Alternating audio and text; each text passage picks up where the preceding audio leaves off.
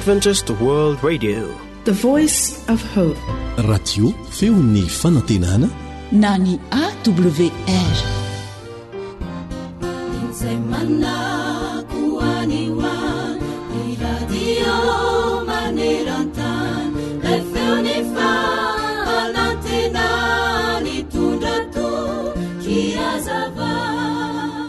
Indray mandeha ilay olo malaza atao hoe Michael Costa dia nitarika hira narahan'ny rodo ben-java-maneno. Anjatony maro ny mpira tamin'izany ary be dia be tokoa ny zava-maneno nampiasaina. Rehefa nireo-ndreona ny hira, narahan'ny fikotrokotroky ny orga sy ny fitobotoboky ny amponga, ny fitatatatany bingona ary ny fikarantsany kipantsona, dia lasa vinany ilay mpitsoka sodina ray tery anjoro-trano lavidavitra tery ka nanao anakapo hoe tsy maninona jekory na dia tsy tsofoko aza ny sodiny ato anatin'izao feo mitalakotrokotroka izao. Dia napetrany tokoa ny sodina. Kanjo niaraka tamin'izay dia najanon'ilay mpitarika ny hira, ary rehefa tonga ny fahanginana dia nanontany izy ka nanao hoe aiza ny sodina. Nalady tokoa mantsy ny sofon'ilay mpitarika hira ka nahafantatra ny tsy nahatao ilay feotsodina kely anankiray. Simba ilay feony rindra sy kanto aoka izany satria tsy nanao ny anjara n'ilay mpitsoka sodina. Tonga aminao ihany koa ny afatra androany. Fa na dia kely sy bitika aza ny anjara nakin'Andriamanitra taminao, dia oka ataonao tsara sy ampatokiana arak'izay azonao atao izany. Arak'izay voalaza ao amin'ny Koritianina voalohany 5:15 manao hoe koa amin'izany dia miorena tsara, aza miova ary mahefabe mandrakariva amin'ny asan'ny Tompo, satria fantatrareo fa tsy foana tsekory ny fikelezanareo aina ao amin'ny Tompo.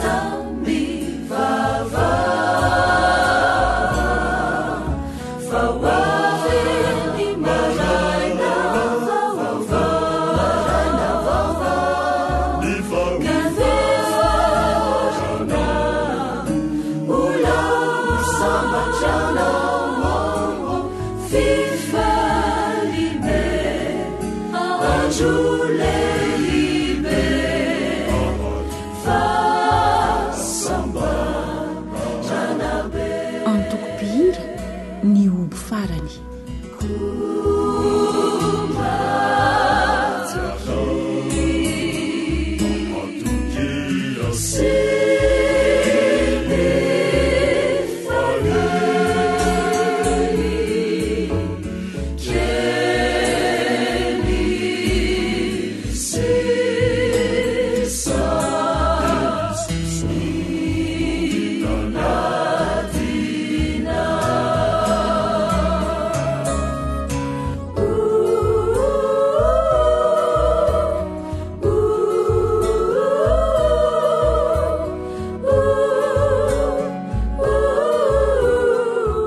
Zay lay monja ny fanantenana.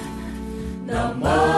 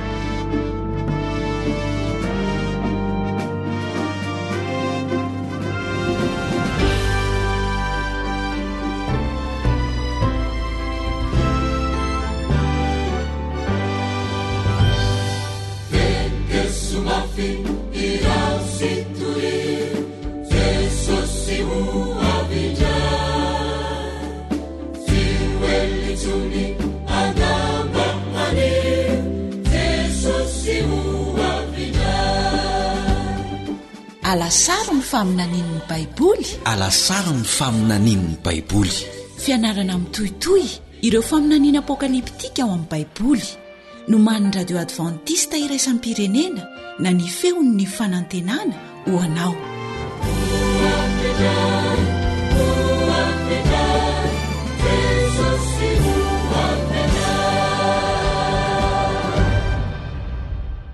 tsy maintsy ho vitain'i jesosy hatramin'ny farany ny asa efa natombony ho famonjenantsika vonina ve ianao hanaraka ny famaranana ny asa mpamonjena lehibe indrindra teo amin'ny tantarany tany dia ny fiavian'i jesosy indray hamongotra ny fahotana sy ny vokany rehetra andao ahoana ny fomba hiavian'i jesosy indray eny amin'ny rahony lanitra tena ilaina ve ny hahafantatra izany sa rehefa tia azo fotsiny sy manao ny tsara dia ampy izay famelabelarana ratsoatra masina atolotro ny foiben'ny radio adventista iraisam-pirenena na ny awr no man'ny kamioatmanina filoha lefitry ny awr ny namanao eliandry amin'ny tantsono n'olotra izany amin'ny teny malagasy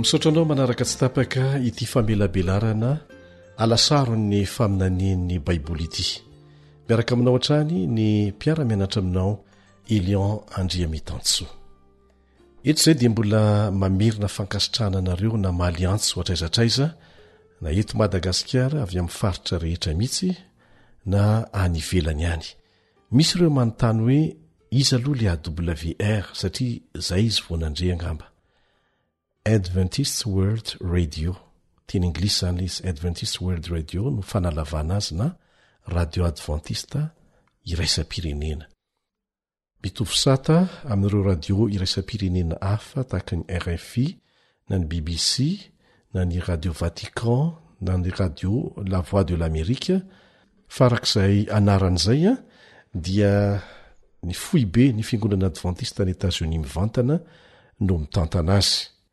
mampiasa teny-pirenena mihoatra ny 300 izahay ao anatin'izay ny teny malagasy radio anankiray zany iraisam-pirenena fa mampiasa teny-pirenena marobe partenariat na fiara-miasa no anton'ny fisiny studio miandraikitra ny teny malagasy aty amin'ny fahatry ny ranomasimbe indianina fa ny taridalana rehetra ao anatin'izany zao famelabelarana izao dia avy amin'ny foibe ny radio AWR mivantana avy any États-Unis mpiara-miasa mandefa ny fandaranay fotsiny ireo FM radio FM BDB ary isorana azy ireo manokana zany mandefa ny fandaranay adiny ray na adiny roa isanandro izy ireo arak'izay mamety azy fa tsy ny AWR akory no mitantana azy ireo tsara ny mametraka an'izay fanamarian'izay satria BDB nareo no manontany an'izay akoatra ny fandefasana nyity fandarana ity amin'ny podcast internet zany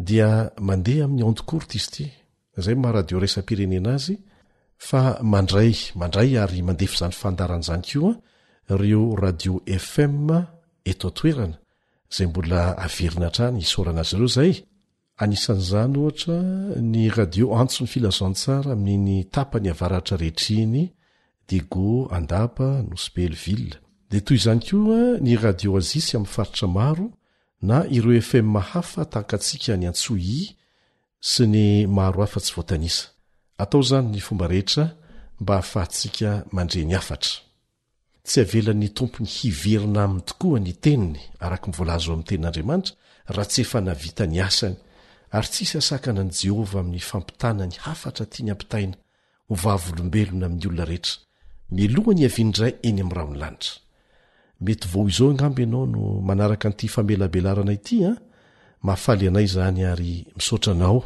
miaraka aminay eto fa raha tianao raha sitrakao dia tianay ny vavaka ho anao dia mba hampafantaranay ny anaranao ny toerana misy anao dia takan'izany koa raha misy fanamariana na fijoroana vavolombelona tiana hozaraina raisoary ireto laharana telefonina ireto andefasanao an'izany 034 06 797 62 033 07 170 70 032 86 819 50 averinandray mandeha 034 06 797 62 033 07 170 70 032 86 819 50 akoatr'izany dia mbola azonao atao tsara ny miaino sy maka ireo fandarana rehetra efa nandeha teto miaraka amin'ireo tahirikevitra sy fianarana baiboly marobe hafa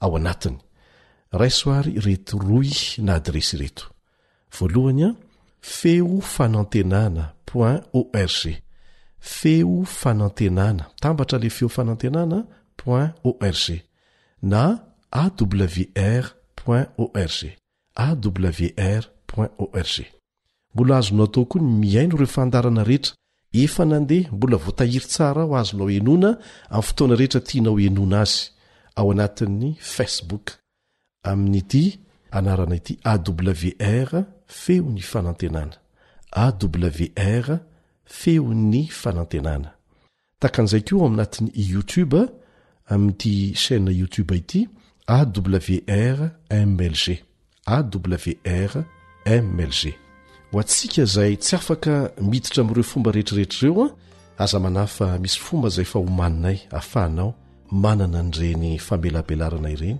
na mihoatra an'ireny aza azadiny fotsiny miantso anay rehefa tapitra ny famelabelarana rehetra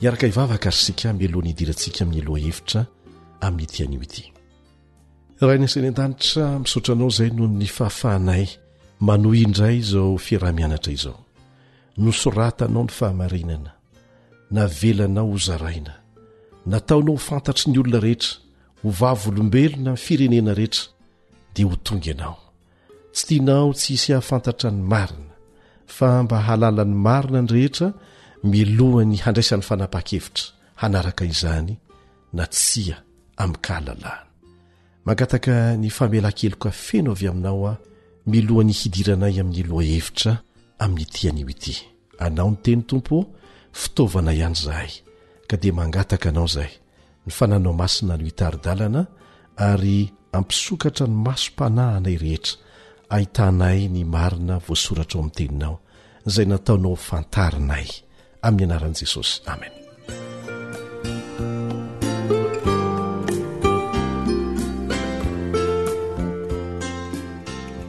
mino afa efa miaina eo akatoko ny andro farany isika miaina amin'ny vanim-potoana miloha indrindra ny fiavian'i Kristy fanondrony rehefa mahita ireo famantarana samihafa ny tany sain'i Jesosy isika mandinika ny zava-misy dia marina tokoa izany mba hiarovana antsika amin'ny endrika fisandohana rehetra izay efa nampitandreman'i Jesosy antsika mialoha dia ilayntsika tsirairay mihitsy ny mianatra ireo toe-javatra nolazain'i Jesosy fa iseho mandritry ny fotoana hiaviana indray sy izay iseho aorinan'izay raha tena tia azy ianao dia tianao ny hafantatra ny momba azy, tianao ny ahitany hoe inona zavatra ny lazainy, tianao mamerimberina ny mamaky an'ireny.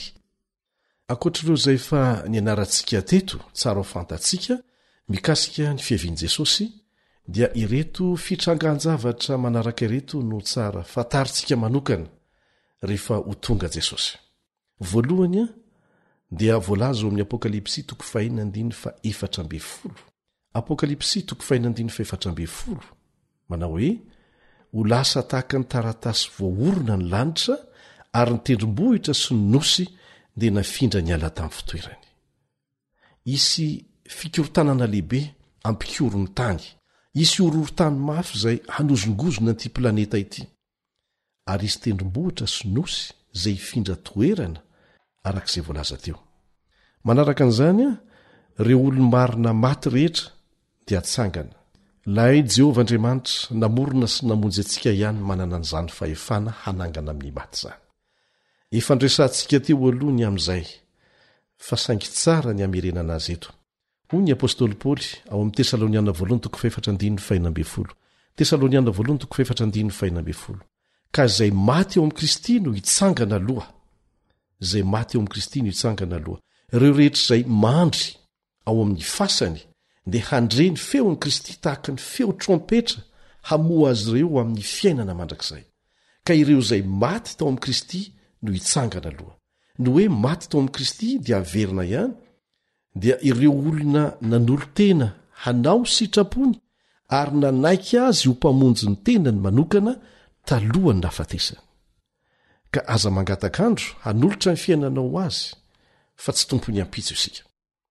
Ny toe-javatra fahatelo hiseho raha tsaroantsika tsara ny lesona ny anarantsika dia ireo izay marina ka mbola tratra velona dia ovaina mba handray ny tsy fahafatesana mandrakizay.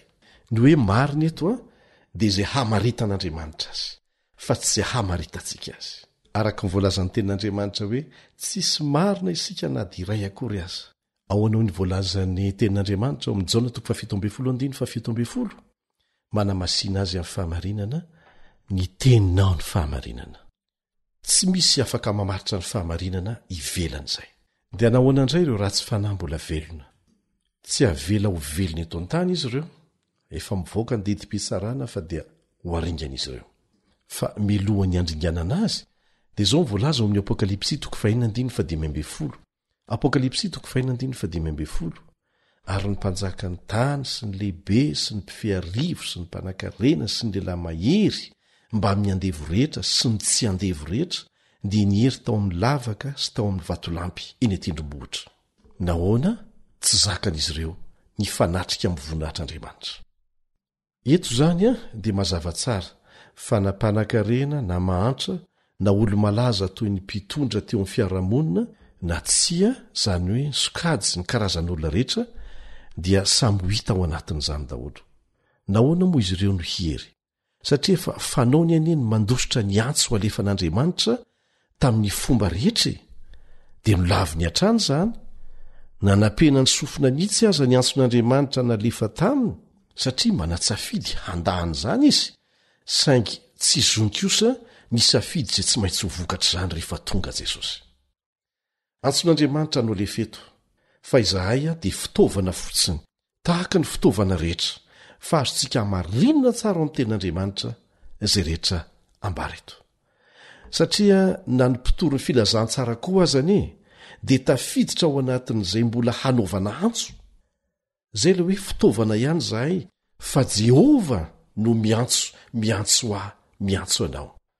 Sanatria ny vavany mety ho betsaka ny mpitory ny filazantsara izay lasa fitaovana fotsiny, fa tsy mandray ny afatra alefan'Andriamanitra ho an'ny tenany, dia tsy maintsy ho very koa izy raha manao an'izany. Amin'ny fotoana izay hiaviany Jesosy indray ny amin'ny raony lanitra, dia hiariary ny fitsaran'Andriamanitra ny fon'ny olona tsirairay, ary marina ny fitsarany. Izay nivakitsika teo ao amin'ny Apokalipsy 4 sy amin'ny toko hafa koa, dia maneho mazava amintsika fa rehefa ho avy Jesosy dia tsy hisy famindram-po fanondronontsony, tsy hisy fotoana hafa azo ararotina fanondronontsony. Rehefa ho avy izy, ireo ratsy fanambola velona dia haringana. Hianarantsika eto amin'ny manaraka ny tsipiriany mikasika an'izany. Azadino izay fotoana izay. Ny zavatra hitranga manaraka dia ity: ireo olo-marina rehetra, na ireo izay natsangana tamin'ny maty, na ireo izay mbola ho tratra velona, dia samy akarina hitsenan'i Kristy eny amin'ny rahaolonlanitra. Zay ny fahamarinana efa niarantsika nianatra teto ara-Baiboly. Miverimberiny mbetsaka ny famaritan'ny soratra masina ny fomba fiderahan'ireo olom-bovonjy an'i Jesosy, izay nandrasa ny atry ny ela, nahazony latsa sy eso mihitsy aza. Efa nizatra ny nifandray am-pinoana akaiky tamin'i Jesosy hatrany hatrany mantsy izy ireo, ary amin'ny farany dia hoentiny miaraka amin'ny any an-danitra mihitsy. Eto sika dia hiaraka hijery fiheveran-diso malaza anankiray, izay tokony ho fantatsika tsara mikasika ny fotoana hiavian'i Jesosy, izay afangaron'ny olona sasany amin'ny fomba hiavian'i Jesosy. Ny fotoana hiaviany dia afangaron'ny olona amin'ny fomba hiaviany.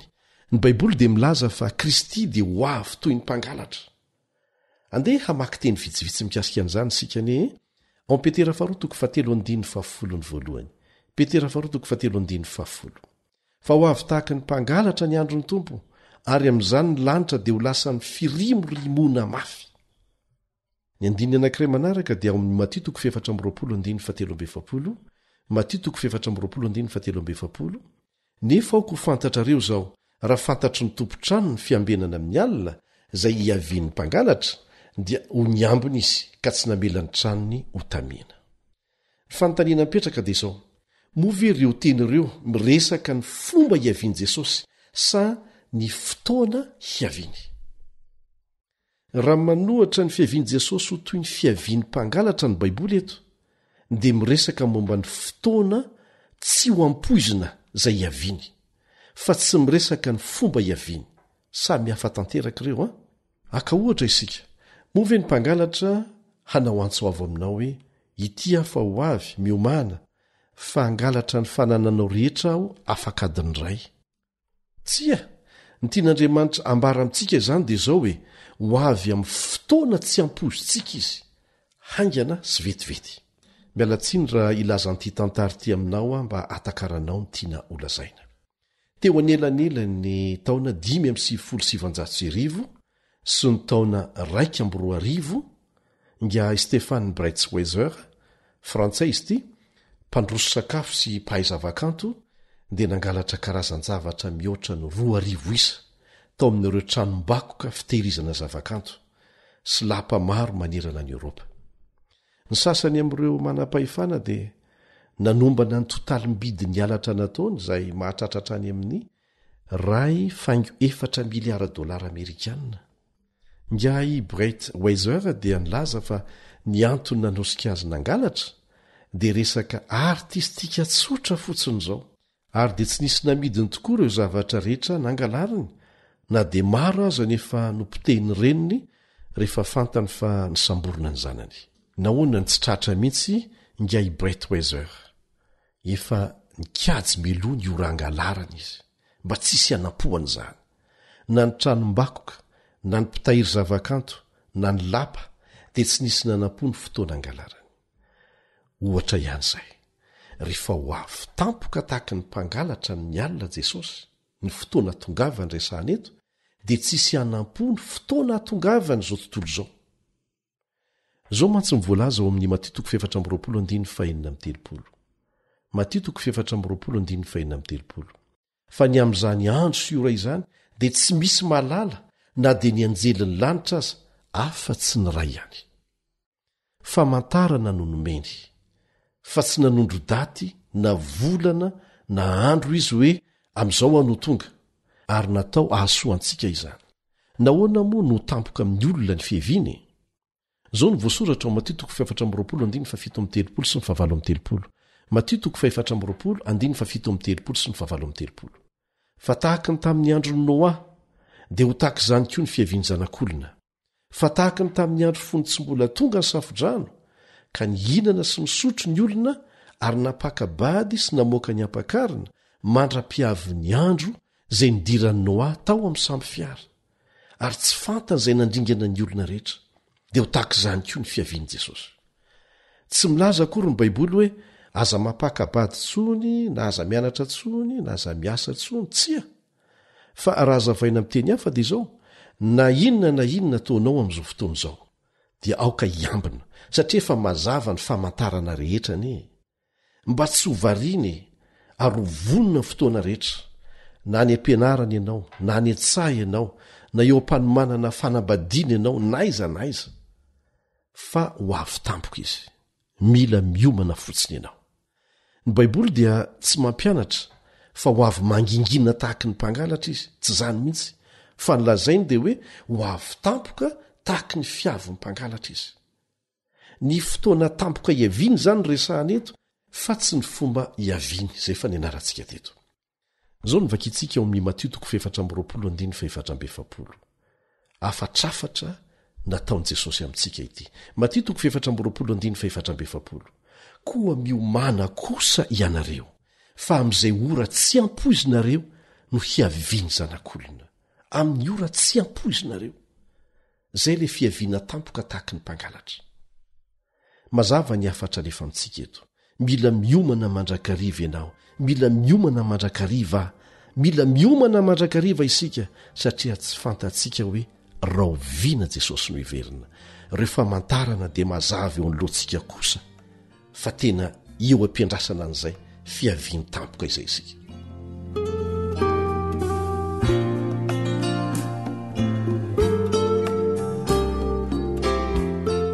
Dia ahoana indray ary ny amin'ilay teny hoe ny anankiray ho raisina, ny anankiray avela. Efa nahainao an'izay ianao? Ao amin'ny Luka 7:7-8 misy an'izay ao amin'ny tenin'Andriamanitra, ao amin'ny filazantsara. Luka 7:8-8. Zao ny lazainy, isy roa vavy miaraka amin'ny totovary, ny anankiray ho raisina, ny anankiray avela. Inona ny tian'ity andin'ity ho lazaina amintsika? Milaza ve zany fa ilay anankiray dia ho avela ho velona eto tany, ary ny anankiray kosa entina en-danitra? Tsia, zany mantsy ny fiheverana malaza momba ny fanambarahany io indray, saingy tsy zany no ambaran'ny soratra masina. Zao ny vakitsika amin'ny Luka 7:8-9. Luka 7:8-9. Ary tahaka ny tamin'ny andro Noa, dia isy toy izany koa amin'ny andro ny zanak'olona. Ny hevitra zany dia izao: amin'ny fiavian'i Kristy fandronya dia isokajin'olona roa, tahaka ny tamin'ny andro Noa. Ny sokajy anankiray dia ho vovontsy, velona tao anatin'ny samby fiara. Ny anankiray kosa dia natelin'ny rano ka maty. Dia toy izany Jesosy ny teniny eo amin'ny 9:20. Ary tahaka ny tamin'ny andro ny Lota koa. Zay ny lazainy, tahaka ny tamin'ny andro ny Lota koa. Inona ary no nitranga tamin'ny andro ny Lota? Ny sokajy anankiray nentina nivoaka ny tanàna dia avotra soamatsara. Tsaroantsika Lota sy ny fianakaviany zay. Ny iray kosa dia levony afo tao an-tanàna. Tsy nisy deuxième chance intsony, tsisy famindram-po fanondrony intsony. Isokajy roa koa alohan'ny fiavian'i Jesosy. Ny iray ho voavonjy dia akarina eona amin'i Kristy, ary ny iray ho very dia avela ho faty. Ny Apokalipsy dia maneho mazava ny sokajy roa io amin'ny fiavian'i Kristy fanondrony. Dia ireo izay tian'i Kristy, maniry mafy ny ahita azy, sy ireo izay matahotra ny fahatongavany ary antso ny vatolampy mba hienjera aminy. Zao ny voasoratra amin'ny Apokalipsy 4:9-17. Apokalipsy 4:9-17. Inona no ataon'ireo izay tsy mety nandray ny antso nataon'Andriamanitra taminy? Zao no antsoantso ataon'izy ireo amin'ny tendrombohitra sy ny vatolampy: mienjera aminay, ka feno zahay amin'ny tavalay mipetraka eo ambony seza fiandrianana sy amin'ny fahatezeran'ny zanak'ondry, fa tonga ny andro lehibe ny fahatezerandreo, ka iza ny mahajanona? Mampalaelo anie zany. Tsy nanome voninahitra azy ho mpanjaka ny voninahitra ao anatin'ny fony ireo olona ireo teo amin'ny fiainany, dia tsy haniry ny ampisatroka satro-boninahitra azy koa ho mpanjaka n'izao rehetra izao mihitsy, satria izay no ahitanan'i Jesosy rehefa ho avy indray. Dia hirifatra andositra izy ireo, matahotra, hiantso ny vatolampy sy ny tendrombohitra hienjera aminy, zany hoe aleo ny maty. Rehefa manazava mikasika ny fiavian'i Kristy fanondroany ny baiboly, dia iray amin'ireo fitaka lehibe no hoe hisy avela eto tany ka omen'Andriamanitra famindram-po fanondrony aoriana ny fiaviany Jesosy. Fatsoana izany. Hevitra zay namidiny devoly zany lainga izany. Hamitahana ny olombelona, hanafoanana ao an-tsaintsika ny planiny famonjena mazava sy hatonga n'izay mino an'izany ho voafitaka dia hangatakandro.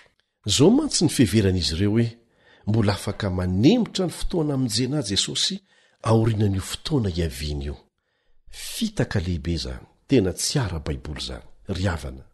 Voalaza mazava amin'ny tenin'Andriamanitra fa tsisy fotoana fanondrony azo ararotona hibebahana intsony aorianany fiaviany Jesosy. Ary ho antsika izay velona amin'izao fotoana izao, aza miandry ny fiaviany Jesosy vao hibebaka, satria amin'ny andro havelomantsika ihany inge no ahafahantsika manao an'izany. Izao fotoana havelomanao izao ry havana ny tsy maintsy hanapahanao hevitra matotra momba ny famonjenanao. Ahoana hoy Jesosy? Tahaka ny tamin'ny andron'ny Noa. Mba fantatrao ny zavatra niseho? Rehefa nakato ny anjely sy nasiany tombo-kase ny varavaran'ny samby fiara dia nanomboka nilatsaka ny orana. Dia nanomboka teo tsy nisy afaka niditra tao anaty samby fiara intsony ny olona mba hazo fiarovana, na dia niikika farak'izay mafy indrindra azy izy ireo. Na mafy tohinina aza ny fandondonan'izy ireo ny varavarana, dia vitatreo ny famindrapo. Tsy nisy famindrapo fanondrontsony. Dia ho takan'izany koa rehefa mahita an'i Jesosy tonga eny amin'ny rahony ianao, dia hitondra ny valiny fitsarana mahakasika ny tsirairay izy. Satria efa voatapaka mialohany ho anjarany tsirairay mandrakizay milohany hidinany etỳ an-tany. Tsy afaka hijery an'i Jesosy ianao rehefa ho tonga izy ka hiteny hoe hitako maso mihitsy izy zoko ka mino azy amin'izay aho. Tsia, efa tara loatra izany fanapa-kevitra izany amin'izay fotoana izay. Ka miangavy ianao izy, aza mangatakandro. Fidio Jesosy, aza miandry ny ampitso satria tsy tompo ny ampitso isika. Ary rehefa manao zany safidy zany ianao, dia ho mamy valim-piti omeny ianao, izay tsy ho azonao sary an-tsaina velively. Andeny ho jerentsika izay efa naseho ny Baiboly ny amin'izany valim-piti omeny zany, ary izay nampahafantariny antsika ao amin'ny teniny ihany no resahantsika fa tsy amorona zavatra hafa isika. Ho Jesosy eo amin'ny Jaona 4:7. Jaona 4:7. Fa andeha amboatra fitoerana ao anareo aho, ary raha andeha amboatra fitoerana ao anareo aho, dia ho avy indray ka handray anareo any amiko, ka izay hitoerako no hitoeranareo koa. Mazava izany mino an'izany ve ianao? Jesosy no niteny an'izany. Ny mpanjaka n'izao tontolo izao dia maniry ianao hiaraka aminy mandritra ny mandrakizay. Zany no antony hiazonany ny rivotry ny ady amin'izao fotoana izao. Satria tiany isika rehetra mbola hanana fotoana hanaovana safidy mazava tsara hiverenana aminy na tsia. Averina ihany fa tsirairay ny famonjena. Tsy afaka miditra amin'izany ny fiangonana misy ianao, na fiangonana ina na fiangonana ina. Tsy afaka miditra amin'izany ny mpitondra fivavahana na iza na iza. Manamora fotsiny ny fahafahanao mahalala ny fahamarinana ara-baiboly sy hatonga anao andray ny famonjena, ny fiangonana sy mpitondra fivavahana. Fa na izy koa aza mbola anisan'izay ho tsaraina. Fa karakarao ny fifandraisanao manokana amin'Andriamanitra. Manasanao hifidy ny hovonona amin'ny fiaviany fanondrony. Fidio ny lanitra.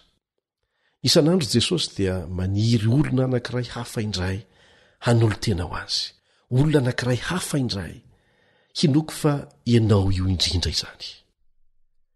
Mampatsiaro ahy tantara marina ny amin'ny vonjy-aina nataona miaramila anankiray antsoina hoe Desmond Doss izany. Efa nandre mikasika azy angamba ianao fa malaza izay anaran'izay, Desmond Doss. Kristianina Adventista mitandrina ny andro fahafito izy ty. Fa saingy tsy amin'ny anarany fotsiny, fa tena lehilahy samy joro tamin'ny fanapa-keviny an'Andriamanitra teo amin'ny fiainany manokana. Tao Okinawa izy nandritry ny adiny sy ny ramandrika tamin'ny ady lehibe faharoa, ary nahavonjy miaramila izay naratra hatrany amin'ny 5:70 isa, kanefa sady tsy nitifitra izy tamin'izany ny tsy nitondra fitaovam-piadiana hafa fa nanao ny asany mpamonjy voina. Tamin'ny mahampitsabo ny tafika azy dia izy rery no nibatan'ireo maratra avy eo ambadiky ny faritra nisy ny fahavalo. Namakivaky tampasahina ny fefy ny tifitra vary raraka izy raha nitatitra an'ireo miaramila ireo tsirairay. nisy fotoana izay namparatra azy satria nipoahany grenady vokatra izany saingy narovan'andriamanitra kosa ny ainy. Natoko tamin'andriamanitra Desmond ary nijoro vavolombelony toetrany natao anatin'ny ady matsiravina azy. Nandritra ny vanim-potoana rehetra dia nanana mahery fo azo ny anteherana trany an-trany ho tena vavolombelony Andriamanitra tahaka ny Desmond Dos. Mba fantatro moa mivavaka ataony isaky ny manao vivery ny aina izy hamonjy miaramila maratra anankiray. Zao lay vavaka, Jesosy io omeo miaramila anankiray hafa indray aho azoko vonjaina. Omeo miaramila iray hafa indray aho azoko hovonjaina. Tiako ny vavaka nataony Desmond. Andao sa mivavaka isika isan'andro hoe eny isan'ora isa minitra mihitsy hoe tompo miangavy ianao aho. Mba omeo olona iray hafa indray, olona iray hafa indray hanaiky ny famonjena tolotra ho azy ho any an-danitra. Amen. Rehefa mijery an'ireo voalaza ao amin'ny Apokalipsy 1:20 isika, Apokalipsy 1:20 dia ahazo sary an-tsaina fa rehefa atsangana iona amin'ny tompo eny amin'ny habakabaka ary hoentina miakatra miaraka amin'ny eny an-danitra dia handalo an'ireo planeta izay ho zava-baovao amintsika. Rehefa tonga any an-danitra indray isika dia ho hitantsika koa ireo vavahady 12 vita amin'ny perla goavambe ary ny fanorenany 12 samy vita amin'ny vato sosarbedy. Ahitan'ireo lalana tena volamena isika. Tsy mila karohana intsony izany volamena izany fa ho atao lalana azy. Izany rehetra izany dia voahodidin'ny hazavana avy amin'ny voninahitr'Andriamanitra. Satria tsy ilayntsika intsony ny masoandro sy ny volana amin'izay fotoana izay. Avy eo dia miazakazaka manatona ny loharanonaina isika izay mivoaka avy amin'ny seza fiandrianan'Andriamanitra ary ahita hazo mamoa. Hazo anankiray kanefa mamoa voa 12 ary ny fihinanana ny voan'io azo io dia ahazontsika ny tsy fahafatesana mandrakizay. Io ilay antsoina hoe hazonaina, karazam-boankazo 12 no mivoaka avy aminy. Goavana ilay tanàna masina ampandrosoana antsika. Efa joro tanteraka izy io. Ny manda tsirairay dia mirefy eo amin'ny 5.700 miles na 3.5 kilometatra ary ny olom-bovonjy rehetra dia tafiditra tsara ao anatiny avokoa. Nanomana ny fahatsarana mitsipiriany rehetra ho antsika Andriamanitra. Tahaka ny nanomezany hatsarana vaovao ho an'ny vatantsika izay hanana nofo sy taolana vatana salama tsy mety maty mitovy amin'ilay mpamorona antsika, ilay tompontsika, ilay mpanjakantsika dia Jesosy zokontsika. Ary arakaraka ny androsony ny andro dia hiariary hatrany amintsika fa tena tsy misy itsony ny olana, tsy misy tahotra naranomaso itsony tokoa any.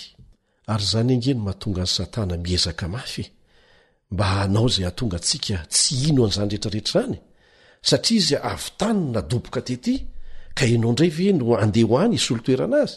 Tsy mety aminy izany. Izany no mahadevoly azy. Raha sanatria mbola manana toetra mitovitovy amin'izany ianao hoe tsy mba misy olona tiako ho sambatra tahaka anam-bola tahaka ahita ny fafinaretana hitako aho, dia avy amin'ny devoly izany toetra izany fa angatao Andriamanitra analan'izany. Afinaritra ny lanitra ry havana. Ho safinoniko ny hafaliana ao anatsika isika izay fampizarantsika amin'ny voavonjy rehetra miaraka amin'ireo zanak'Andriamanitra nijoro ho azy hatramin'izay. Ireo nandresy miverimberina ao amin'ny bokin'ny Apokalipsiny hoe izay maharesy no andovan'izany zavatra izany. Ndikan'izany misy ady atrehany eto amin'ny fijoroana amin'ny fanarana an'Andriamanitra izay maharesy no andovan'izany zavatra izany. Ahafaly manokana ny ahitan'ireo efa nandresy tahaka ny ry Enoka, ry Eli, Mosesy, Daniela, Josefa sy ireo maro hafa tsy voatanisa eto, fa ny tena hafaly indrindra dia ny fanatritava mivantana hiresaka amin'i Jesosy. Ary tsy antery fa ankafaliana no iarahantsika midera azy ary aradrarina izany. Tsy tonga tany isika raha tsy izy.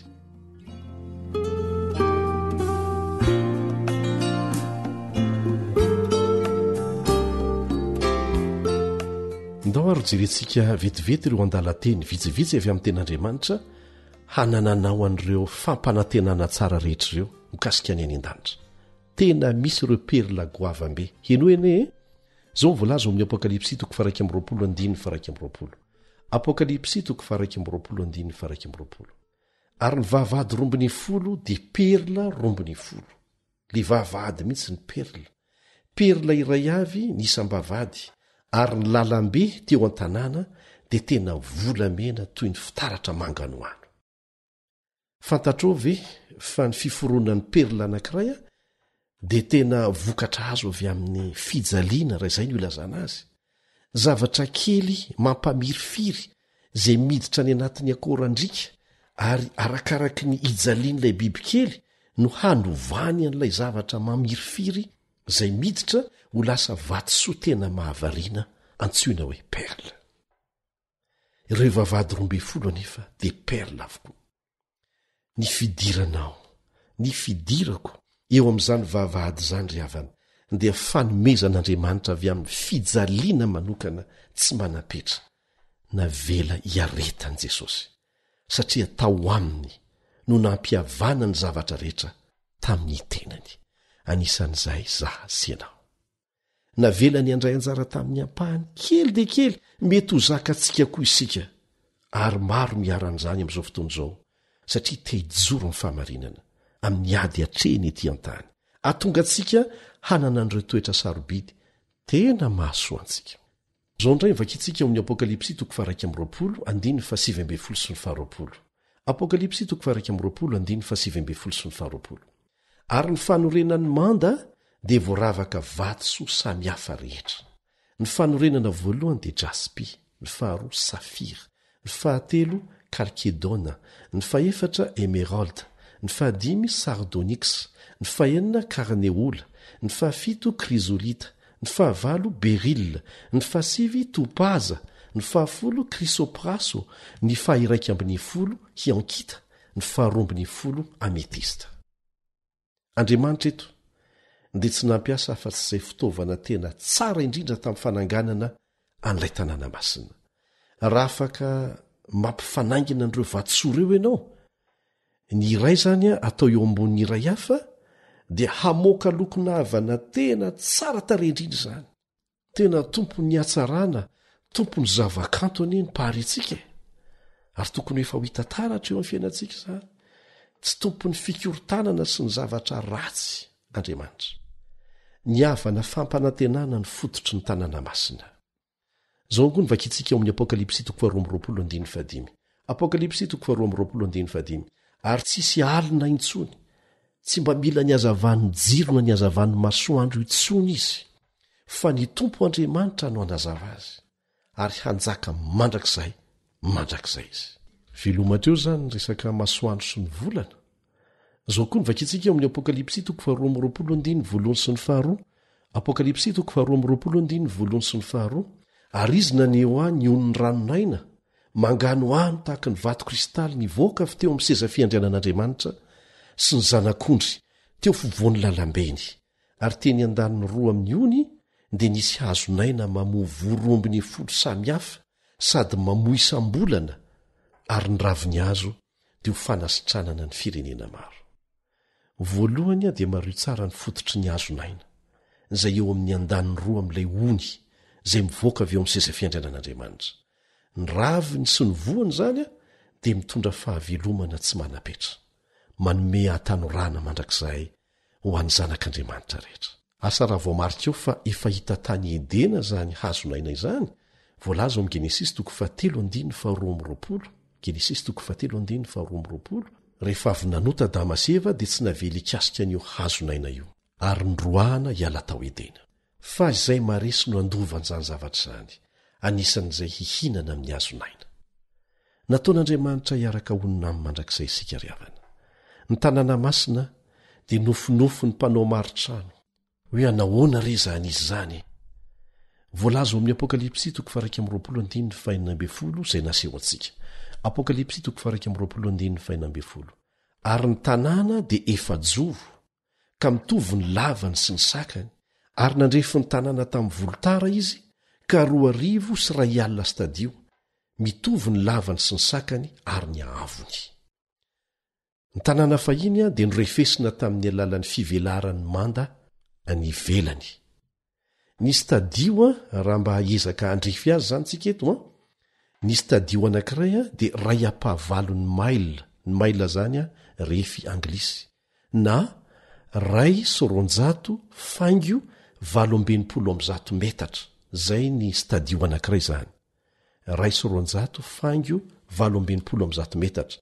Zany hoe atratratra any amin'ny 440 kilometatra mahery ny refiny manodidina azy.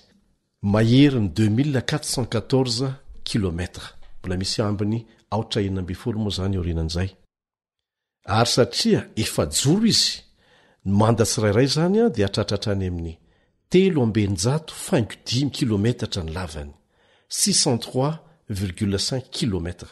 Araka nefa nyvakitsika teo a dia ho efa joro tonga lafatra, mitovy alavana ny sakany rehetra. Tena midadasika be. Mario ihany koa fa mitovy ny avony. Zany hoe mbola 3,5 kilometatra koa zany ny avony, 603,5 kilometra. Any amin'ny 4,794 kilometatra toradro zany ny abeny. Tena mivelatra zany a. Farafahakeliny dia tombanana ho 730 lavitra isan'ny olona afaka miditra ao an-tanàna. Eo amin'ny 7.4 miliara mahery eo ny isan'ny mponina eto ambony tany amin'izao fotoana izao a, zany hoe mihoatra 9 amin'ny isan'ny mponina eran-tany amin'izao fotoana izao zany, dia ho tafiditra mora foana ao anatin'ilay tanàna raha ampidirina ao. Zao ny voalazo amin'ny Korinthiana 2:5-17. Korinthiana 2:5-17. Fa ity mety loha ity tsy maintsy hitafy ny tsy fahalovana, ary ity mety maty ity tsy maintsy hitafy ny tsy fahafatesana. Vakitsika koa izay voalazo amin'ny Apokalipsy 2:20. Apokalipsy 2:20. Ary ho fafany ny ranomaso rehetra amin'ny maso, ary tsisy fahafatesana intsony, sady tsisy alahelo na fitarainana na fanaintainana, fefa lasa ny zavatra taloha. Le Andriamanitra mbola tsy nandainga, ary tsy mahay mandainga no mampanantena antsika an'izany. Zao koa ny vakitsika eo amin'ny Isaia 59:7. Isaia 59:7. Fa izay miandry an'i Jehova dia mandroso hery kosa, elatra no hiakarany tahaka ny voromahery. Iazakazaka izy nefa tsy ho sasatra, andeha izy nefa tsy ho reraka. Ny karazam-pahalalana rehetra dia iroborobo amin'ny fahafenony. Mbola hianatra isika any, sombitsombony ihany ny fahalalana hitantsika ety na dia ny tsara indrindra azy, satria voafetra ny fahotana ny fivelarana saitsika. Na izany aza dia tsy handreraka ny saina velively na ampihena ny hery ny fanovozam-pahalalana izay ho raisitsika any. Ny fahaiza manao tsirairay dia hitombo sy hivelatra ara-dalàna. Hamaky andiny anankiray misoratra masina isika, izay ampahafantatra antsika, fa izay nampahafantarina antsika momba ny any an-danitra ary molazain'ny ten'Andriamanitra teo ny santionany, dia mbola nofinofy ihany no ahatakarahantsika ny mety ho endrika izany. Arak'izay voalaza amin'ny Korinthiana 2:2-7. Korinthiana 2:2-7 izay mivaky tahaka an'izao. Fa araka mivoasoratra hoe, izay tsy mbola hitan'ny maso ary tsy mbola ren'ny sofina na niditra tao am-pon'ny olona na inona no efa namboarin'Andriamanitra ho an'izay ty azy. Ifankahitany daholo ny mahery fon'Andriamanitra rehetra. Zao ny vakitsika eo amin'ny Matteo 5:1-11. Matteo 5:1-11. Ary lazaiko aminareo fa maro ny avy any antsinanana sy ny any andrefana no tonga ka hipetraka hiara-mihinana amin'ny Abrahama, Isaka ary Jakoba any amin'ny fanjakany lanitra. Renao ve zany? Hiary hipetraka amin'ireo olo malaza amin'ny finoana tamin'ny fotoana rehetra isika. Ireo mahery fon'Andriamanitra avy amin'ny vanim-potoana rehetra dia ho hita eo avokoa. Ireo olon'Andriamanitra voatantara ao amin'ny Baiboly izay mbola vaky teny no halalantsika azy amin'izao fotoana izao, dia hiaona amintsika avokoa. Ny ten'Andriamanitra dia nilaza fa hamboly isika any, hanao trano isika any, fa tsy hoe hidonanam-poana sy hitsangatsangana fotsiny akory. Eritrereto anie ny fomba hatanterahany izany, angamba indray andro any ianao dia hiasa ao an-jaridainanao tsara tarehy, dia hita lehilahy anankiray mandalo akaiky ny toerana ao anenanao, dia hiteny hoe, i Adamo ity. Avy eo mandroso makao aminao izy ary miteny hoe, miarabo izano Adama. mahafinaritra any mandinika ny zaridainanao dia araka hipetraka ianareo hanomboka hiresaka momba ny fiainana hifampizara ny fifaliana irahana amin'i Jesosy. Iona Mosesy koa ianao ilay patriarika izay nandray ny didy folo nosoratany ratsan-tanan'Andriamanitra.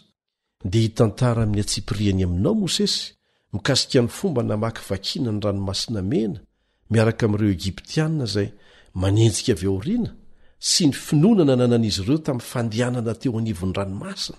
Mbola eo amin'ny Daniela koa isika, ry Josefa, ry Elia sy ny sisa. Fa ny ambony indrindra mihoatra noho izany rehetra izany dia ny fionana miaraka manokana amin'i Jesosy. Ilay Kristy antsika izay mato antsika, ilay nanana tanana voatroboko ny fantsika, izay antoka natonga antsika ho afaka mandova izany hasambarana rehetra izany.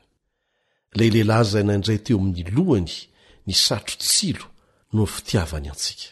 Ilay iray, ilay hanotokana nandatsaka ny rany ho ahy sy ho anao ho antsika rehetra. Zao ny voalaza ao Isaia 49:17. Isaia 49:17. Ary isaky ny volombolana sisa tsabata dia ho avy ny nofo rehetra iankohoka eto anatrehako hoy Jehova. Tsy androko izany fotoana izany, inoko fa anisan'izany koa ianao. Rehefa mijery ianao Jesosy dia hanatsotra ny tanany hiteny aminao hoe ndao hiaraka hitsangatsangana kely sika. Dia miaraka mianika avoana kely ianareo dia hoy izy aminao hoe jereo anie reto voninkazo reto hoe mahafinaritra o, jereo ny violeta, ny raozy mavokely, ny mena, ny manga. Tsy misy samboninkazo tahaka an'ity namboariko ho anao reto voninkazo reto, ary nomeko loko manokana ny avoana ray manontolo ho anao. Nahoana sarobidy amiko loatra mantsy ianao. Eny, sarobidy amin'Andriamanitra isika tsirairay avy. Sarobidy amiko ianao, ilay tena sarobidy indrindra, ka dia niditra tao anatin'ny fialanaina matsiravina niaraka tamin'ny fanaintainana, ny fijaliana sy ny aizy ny azo fijaliana, mba hahafahako mamonjy ianao. Misaotra anao nanaiky ny famonjena nataoko anao. Dia indro apetrany eo tsoronao ny tanany, dia hoy izy hoe tsy manana olo-kafa toa anao amanerana an'izao tontolo izao. Nataoko manokana matsy ny tsiraray avy aminareo. Ianao dia olo-tokana, fananako tena sarobidy, satria raha very anao dia tsy afaka ny an'olo anao intsony. Eny tonga tetỳ tany Kristy niaraka tamin'ny lanitra manontolo, mba ho famonjena, ho famonjena anao, ho famonjena antsika. Eny ny famonjen'Andriamanitra dia lehibe lavitra noho izay mety ho tratry ny saintsika. Ny drafitr'Andriamanitra ho antsika dia tsy ahitakariny saina.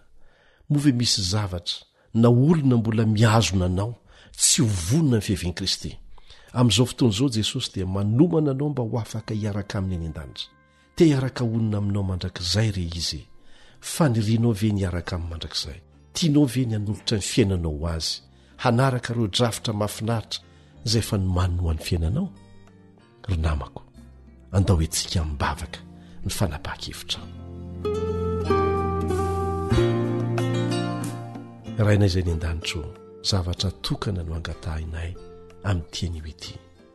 Ny any zavatra iriko dia niara-monina aminao any an-danitra, mandritry ny mandrakizay ary hitalanjona amin'ny fahatsoram-ponao.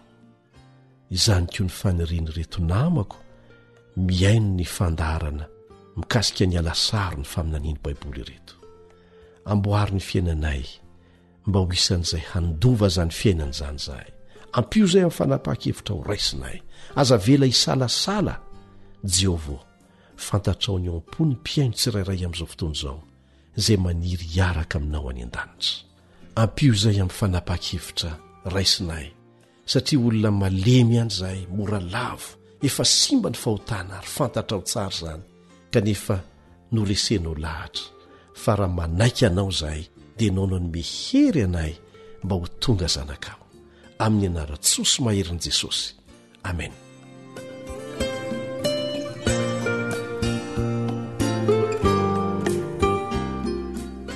Raha tianao ny hitondranay ambavaka ny fanapahan-kevitrao, ho isan'ireo zanak'Andriamanitra, na tianao ny hanavao ny fanoratenanao an'i Jesosy, dia manasanao handefa izany amin'ny alalan'ny hafatra alefany telefonina amin'ny alalandreo laharana izay fa nomena ianao teo.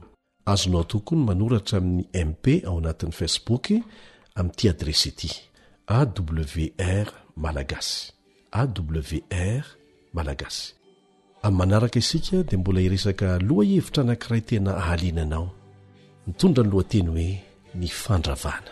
Ka dia manentana anao hatrany hanaraka ity famelabelarana fanalana saronareo faminanianao amin'ny Baiboly ity. Fidio hatrany ny lalàn'Andriamanitra. Manao mandra-piona vetivety ny namanao Elion Ndremitanjo.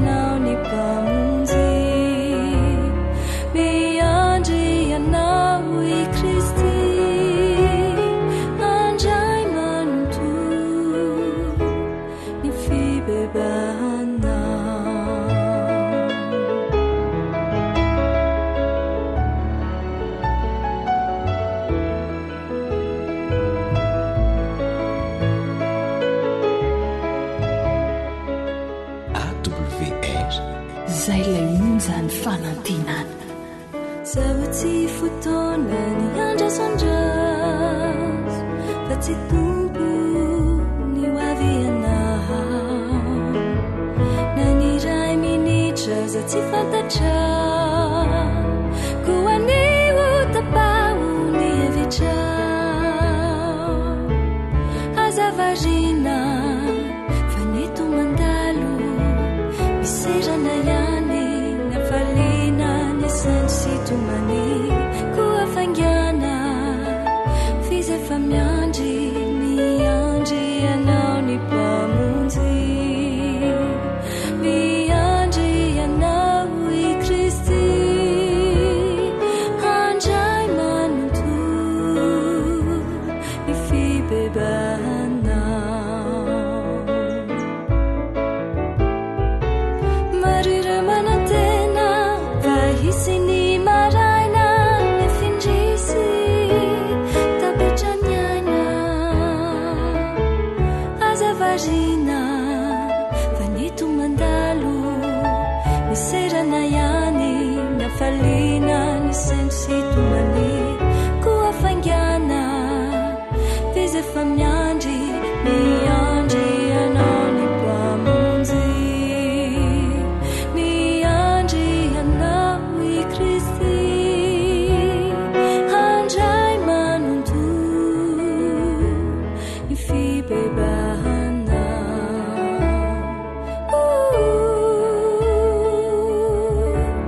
Ny fibebanao.